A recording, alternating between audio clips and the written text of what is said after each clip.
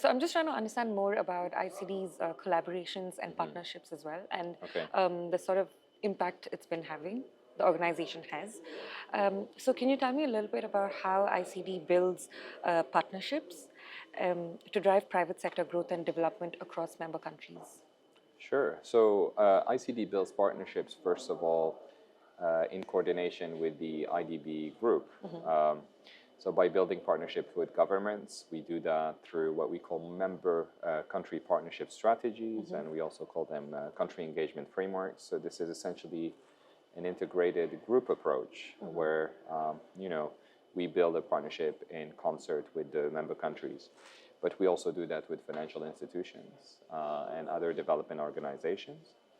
So we have to make sure whenever we're looking at partnerships and the devising, the vetting, the scoping of the partnership, it's very important for us that actually this partnership amplifies our development impact.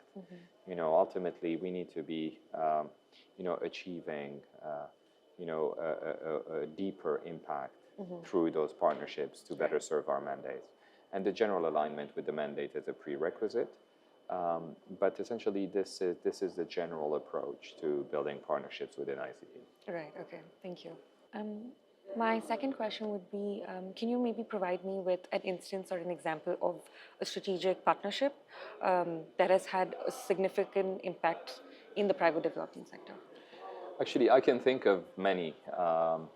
We've had a real impact with several partners and partnerships across our member countries, 56 member countries. Right. But one notable example I can think of is with the Maldives. So with the Maldives, in very close coordination and partnership with the government of the Maldives, we've set up the Maldives Islamic Bank back in 2011. And I think this was very impactful in the sense that we were able to build the first fully Sharia compliant bank in the Maldives, but also over the years we were able to build a fully Sharia compliant ecosystem. ICD has actually supported the Maldives in issuing their first sukuk, capital market instrument, just before the outbreak of the pandemic. So we were able to demonstrate our counter-cyclical role as a development financial institution by being there when the country was in need. But this is a very good example of a powerful and impactful partnership for the simple reason that we were able to have an impact on the local communities also. So in terms of job creation, in terms of the depositors, I think almost half of the local inhabitants of the Maldives hold a deposit account, in that bank.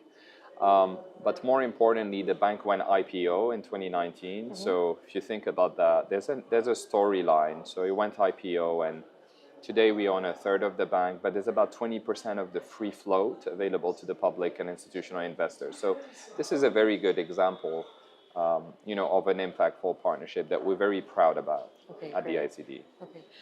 Sorry, I just wanted to follow up on that. Was there a particular reason or specific reason why the Maldives or specifically this bank was chosen for ICD's partnership? So I think this was a joint initiative Right. between the government of the Maldives, which is essentially a member country and a part owner of the bank. Right. So there was a very strong development narrative there and requirement. And as far as we're concerned, we're driven by our mandate, but also by the development impact, as I said. And when I think about the Maldives Islamic Bank, it ticks a lot of the boxes. So in terms of impact, our development impact teams do their work post-investment, and we see that a lot of the sustainable development goals have been achieved through that investment. So SDG 5, 7, and 10 are the ones I can think of.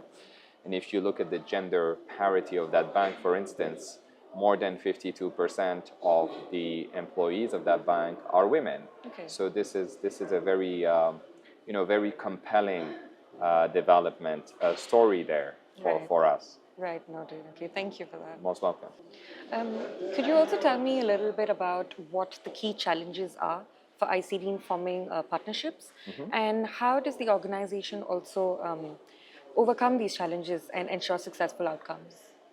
Yeah, that's a really important point that you've raised. So The key word is alignment.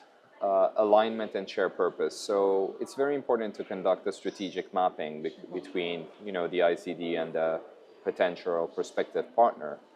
When you're building a bilateral partnership, but also when you're looking at wider alliances, because we also look at different formats of partnerships. Sometimes, we enter alliances, coalitions, where we have a shared purpose. But I think in terms of challenges overall, broad brush, I mean, in some of our member countries, we have issues with regulatory constraints or limitations, Yeah. so we're working on that.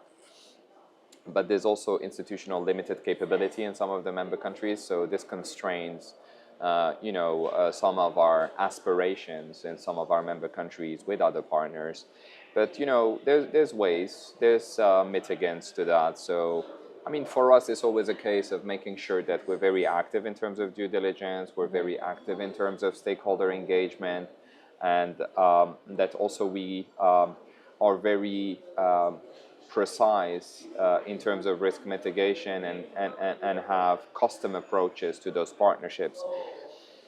But ultimately, once you address all these challenges, in terms of the partnership itself, when you're looking at the platform, the partnership platform, I think what's key also beyond the alignment is to make sure that you have a clear and structured partnership implementation framework or agreement, with clear outcomes, clear KPIs, and good monitoring to make sure that those targets essentially and those development impact aspirations and objectives are achieved Right. timely and on budget. Right. So there are metrics in place then to sort of understand and assess performance. Yeah, is that okay? Yes. So I think we could typically group the partnerships into two big families, generic families, just to keep it very simple. Is you have the financing and the non-financing partnerships. So the financing partnerships would normally have to have a co-financing agreement supplementing the wider MOU, if you like. So this outlines clear targets of co-financing and co-investing. The non-financing agreements would normally be based on knowledge sharing and Right. sharing expertise, which are equally important, especially given that ICD, for example, does not engage in any upstream or policy, related discussions with the member countries. So, for that, it's very important to make sure that we're aligned with our partners, Right. and then the objectives are very clear, and that we commit the right resources in time, financial resources, but also human resources to make sure that these partnerships yield the expected outcomes. Right. Okay. Great. Thank you very much for You're that. most welcome. My pleasure. My Thank pleasure. you. Thank